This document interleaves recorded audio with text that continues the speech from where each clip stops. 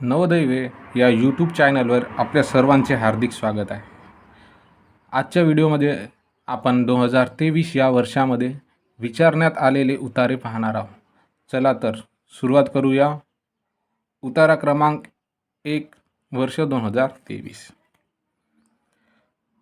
कोणत्याही माणसाचे आकलन आपल्याला त्याच्या वरवरच्या देखाव्यावरून करता येत नाही. वरवरचा देखावा अनेकदा फसवा ठरतो.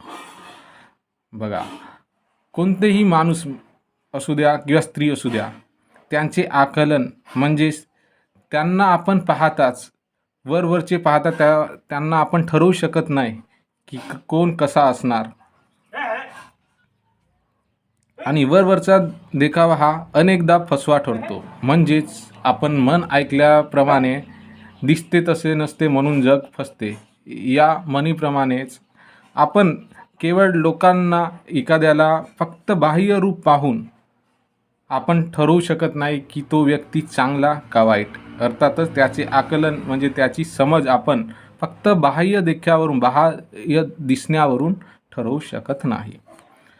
फक्त एकदा पाहून कोणत्याही माणसातील सद्गुण किंवा वर्तन समजणे कठीण असते. बघा, फक्त एकदाच पाहून आपण त्या माणसात सद्गुण आहेत किंवा त्याचे वर्तन चांगले आहेत असे समजणे कठीण जाते. अनेकदा आपण माणसाच्या बाह्य देखाव्याने प्रभावित होतो. याचाच अर्थ पुष्कळदा. चला तर सुरुवात करूया. उतारा क्रमांक 1 वर्ष 2023. कोणत्याही माणसाचे आकलन आपल्याला त्याच्या वरवरच्या देखाव्यावरून करता येत नाही. वरवरचा देखावा अनेकदा फसवा ठरतो. बघा, कोणतेही माणूस असू द्या किंवा स्त्री असू द्या, त्यांचे आकलन म्हणजेच त्यांना आपण पाहताच वरवरचे पाहता त्यांना आपण ठरवू शकत नाही. आणि वरवरचा देखावा हा अनेकदा फसवा ठरतो. म्हणजेच आपण मन ऐकल्याप्रमाणे दिसते तसे नसते म्हणून जग फसते या म्हणीप्रमाणेच आपण केवळ लोकांना एखाद्याला फक्त बाह्य रूप पाहून आपण ठरवू शकत नाही की तो व्यक्ती चांगला का वाईट. अर्थातच त्याचे आकलन म्हणजे त्याची समज आपण फक्त बाह्य देखाव्यावरून बाह्य दिसण्यावरून ठरवू शकत नाही. फक्त एकदा पाहून कोणत्याही माणसातील सद्गुण किंवा वर्तन समजणे कठीण असते. बघा, फक्त एकदाच पाहून आपण त्या माणसात सद्गुण आहेत किंवा त्याचे वर्तन चांगले आहेत असे समजणे कठीण जाते. अनेकदा आपण माणसाच्या बाह्य देखाव्याने प्रभावित होतो. याचाच अर्थ पुष्कळदा आपण एखाद्याच्या आपण बाह्य देखाव्यानेच प्रभावित होतो, त्याच्याकडे आकर्षित होत असतो. मात्र नंतर आपल्या लक्षात येते की त्याबद्दलचे आकलन चुकीचे होते.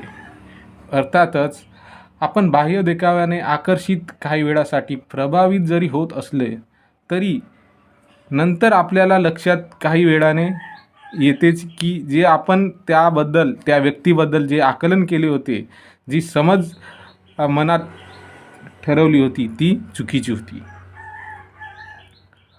अनेक गोष्टी वरवर पाहता लोभस वाटतात. बघा, अशा पुष्कळच्या गोष्टी आहेत ज्या फक्त वरवर पाहता त्याचं पूर्णपणे आत्मसात करतात, त्याला पूर्णपणे समजून न घेता वरवर पाहताच आपल्याला त्या गोष्टी लोभस वाटतात. अर्थातच लोभस वाटणे म्हणजेच काय, तर अर्थातच त्या देखण्या प्रिय अशा त्या गोष्टी असतात, पण त्या दिसतात तशा नसतात. त्यामुळे आपण माणसाच्या किंवा वस्तूच्या मूळ स्वभावाला समजून घेतले पाहिजे. बघा, ज्या गोष्टी वरवरून पाहिल्यास आपल्याला त्या आवडत्यात, लोभस वाटतात, त्या गोष्टी तशा आहेत, ज्या दिसतात तशा नसतात. त्यामुळेच आपण माणसाच्या किंवा वस्तूच्या मूळ स्वभावाला म्हणजे जे आतमध्ये असलेलं मन, ज्याचा जो मूळ स्वभाव आहे ते आपण समजू शकत नाही. म्हणूनच आपण ते मूळ स्वभावाला समजून घेतले पाहिजे. अर्थातच या उतार्यामध्ये माणसाचे आकलन कसे करावे हे सांगितलेले आहे. त्यामध्ये फक्त माणसाकडे वर पाहता त्याचा पेहराव, त्याचा पोशाख हे न पाहता आपण त्याबद्दल चुकीचे वर्तवणे हे चुकीचे आहे किंवा चांगले वर्तवणे हे सुद्धा चुकीचे आहे. आपण बाहेर देखाव्याने फक्त प्रभावित होऊ शकतो, परंतु त्या माणसाबद्दल काही गोष्टी मनात धारणा धरणे हे चुकीचे आहे. सुरुवात करूया. प्रश्न क्रमांक 1. बाह्य देखावा अनेकदा रिकामी जागा. पर्याय क्रमांक 1 फसवा ठरतो, भक्कम असतो, स्पष्ट असतो, खरा ठरतो. आता या उतार्यामध्ये आपण या पर्यायाशी निगडीत आलेले शब्द पाहूया. तर त्यामध्ये तुम्ही उतारा बारकाईने वाचले असाल तर तुम्हाला हे आढळणार की भक्कम असतो, स्पष्ट असतो आणि खरा ठरतो हे तिन्ही शब्द या उतार्याशी निगडीतच नाही, परंतु बाह्य देखावा अनेकदा फसवा ठरतो हे तुम्हाला वरून दुसऱ्या ओळीत बाह्य देखावा अनेकदा फसवा ठरतो यामध्ये बघा बाह्यसाठी इथे वरचा हा शब्द वापरलेला आहे, म्हणून याचं योग्य उत्तर असणार आहे पर्याय क्रमांक ए. बाह्य देखावा अनेकदा फसवा ठरतो. यानंतर प्रश्न क्रमांक 2.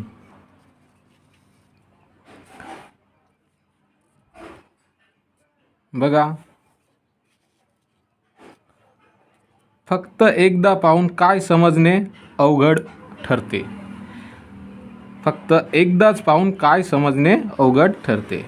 पर्याय ए एखाद्याचे नाव, पर्याय बी एखाद्याचा पत्ता, पर्याय सी एखाद्याचे सद्गुण आणि पर्याय डी एखाद्याची महत्त्वाकांक्षा. तर यामध्ये सुद्धा नाव, पत्ता हे 2 शब्द या उतार्याशी निगडीत नाहीत. आपण पाहू शकता उतार्यामध्ये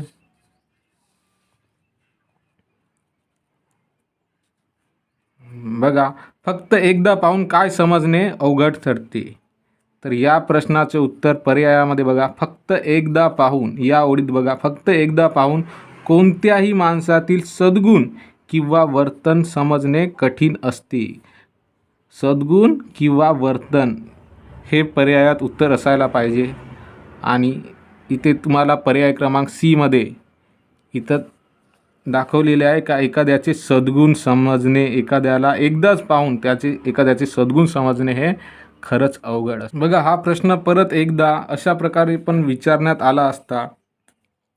फक्त एकदा पाहून काय समजणे अवघड असते यामध्ये तुम्हाला पर्याय देत असताना एखाद्याचे सद्गुण आणि वर्तन समजणे कठीण असते, परंतु जर त्यांनी या एखाद्याचा पत्ता हे न लिहिता जर इथं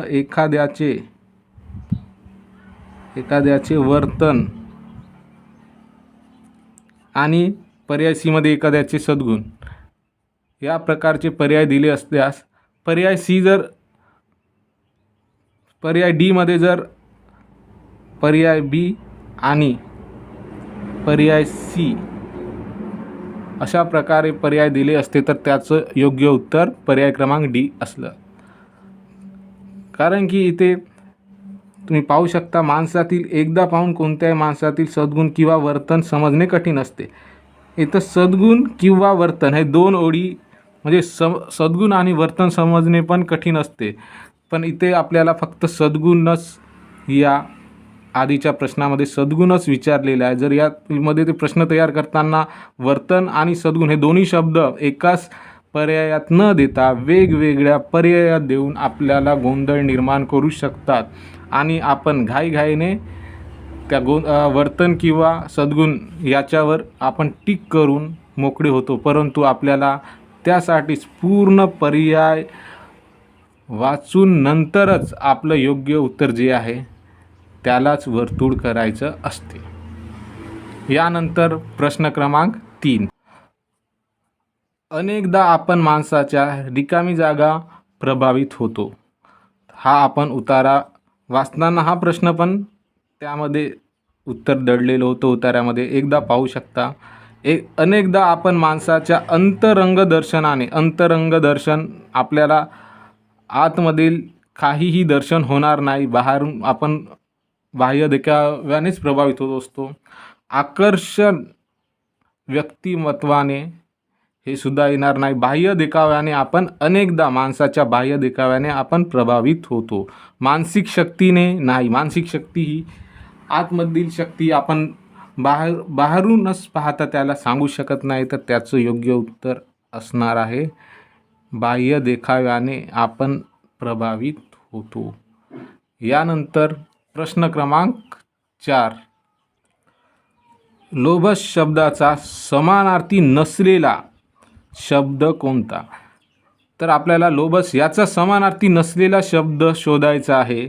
अर्थातच 4 पर्यायापैकी 3 शब्दाचे अर्थ हे लोभसच होणार आहे. पर्याय ए सुंदर, पर्याय बी देखना, पर्याय सी प्रिय आणि पर्याय डी कुरूप. तर या पर्यायातील शब्दाकडे पाहिले असता तुम्हाला समजेल का सुंदर, देखणं आणि प्रिय या तिघाचेही अर्थ एकच होतात.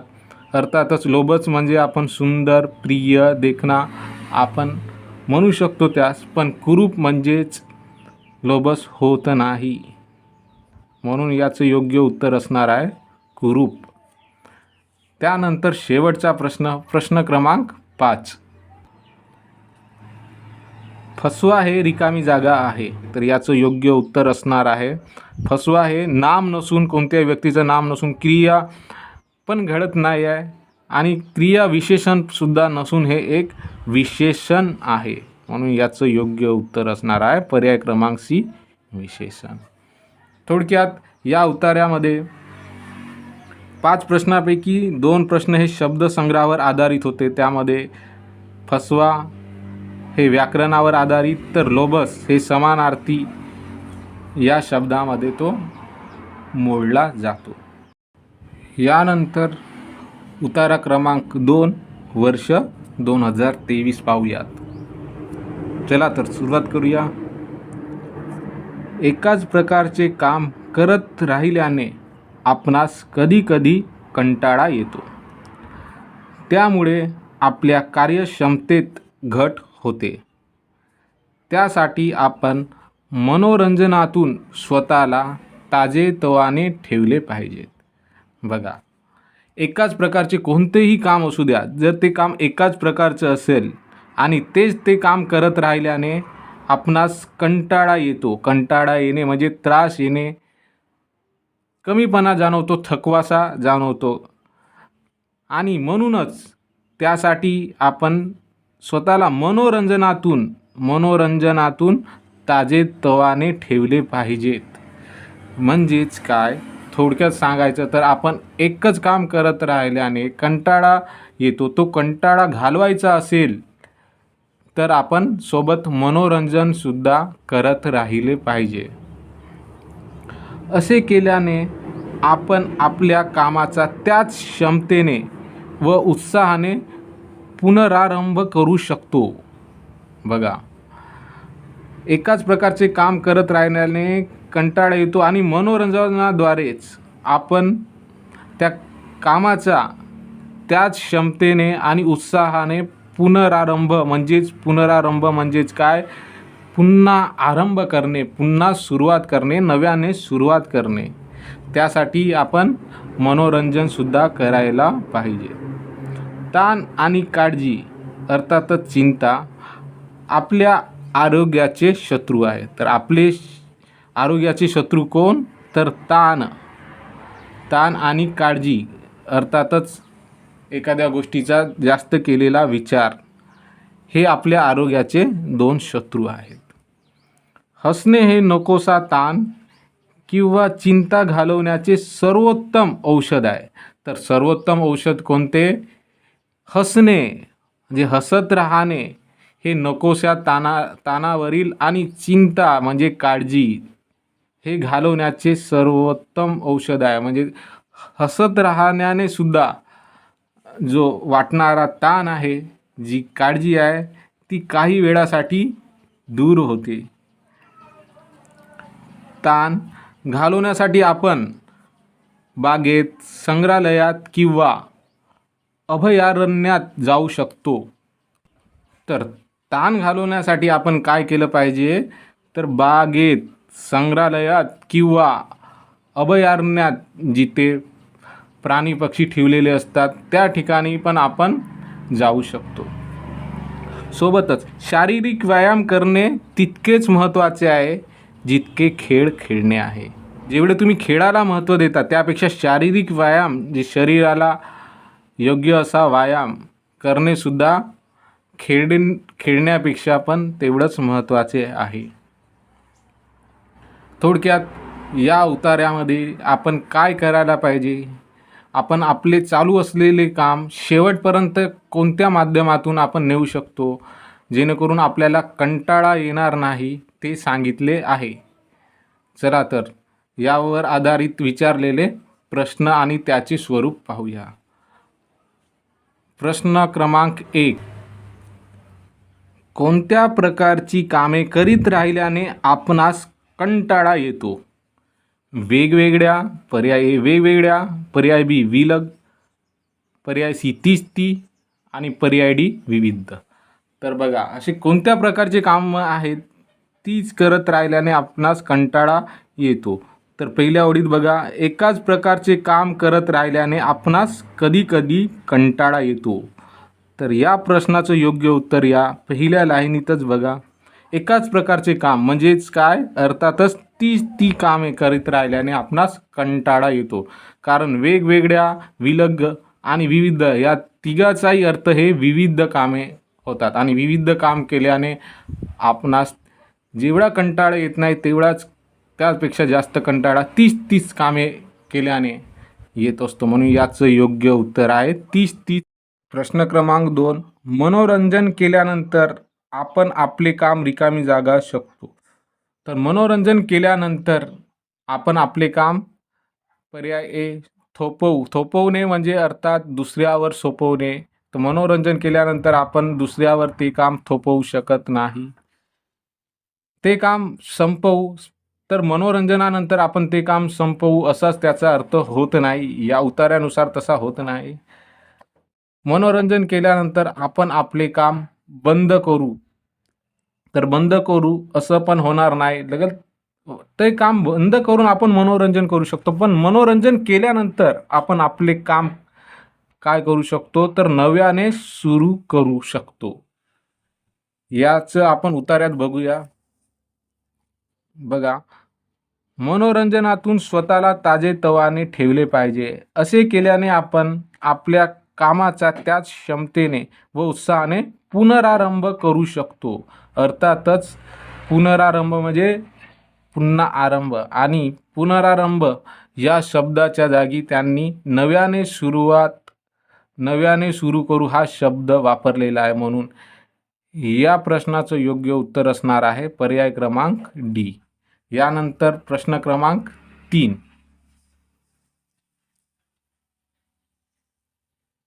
हसणे हे रिकामी जागा घालवण्याचे सर्वोत्तम औषध आहे.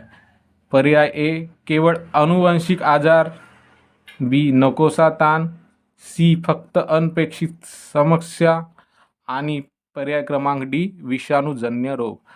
तर या पर्यायामधील विषाणूजन्य रोग, केवळ अनुवंशिक आजार हे शब्द या उतार्यामध्येच आलेले नाहीत. अर्थातच हे पर्यायातील शब्द उतार्याशी निगडीत नसून हसणे हे रिकामी जागा घालवण्याचे सर्वोत्तम औषध याचं योग्य उत्तर असणार आहे नकोसा ताण. आपण उतार्यात सुद्धा पाहू शकता, हसणे हे नकोसा ताण. बघा, हसणे हे नकोसा ताण किंवा चिंता घालवण्याचे सर्वोत्तम औषध आहे. म्हणजे नकोसा ताण आणि चिंता हे हसण्यामुळे काही काळासाठी आपण घालवू शकतो. परत हा प्रश्न सुद्धा अशा प्रकारे विचारण्यात येऊ शकला असता, ज्यामध्ये बी नकोसा ताण आणि पर्याय सी मध्ये आपण चिंता असं पण देण्यात येऊ शकलं असतं, आणि त्यानंतर पर्याय डी मध्ये बी आणि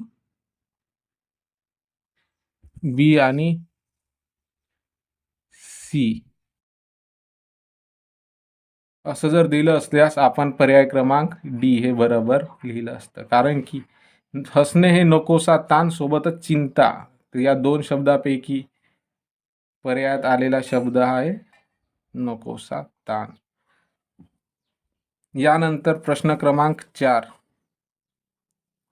पुनरारंभ म्हणजे पुन्हा आरंभ, अर्थातच नव्याने सुरुवात करणे. परत घेणे होणार नाही, नव्याने सुरुवात करणे. संपवणे होणार नाही, थांबवणे हे सुद्धा होणार नाही.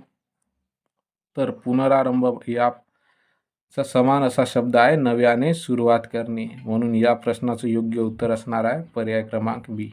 यानंतर प्रश्न क्रमांक 5 आणि शेवटचा. क्षमता शब्दाचा विरुद्धार्थी शब्द आहे. विरुद्ध असा शब्द क्षमता या शब्दासाठी आहे पर्याय ए धारदार नाही.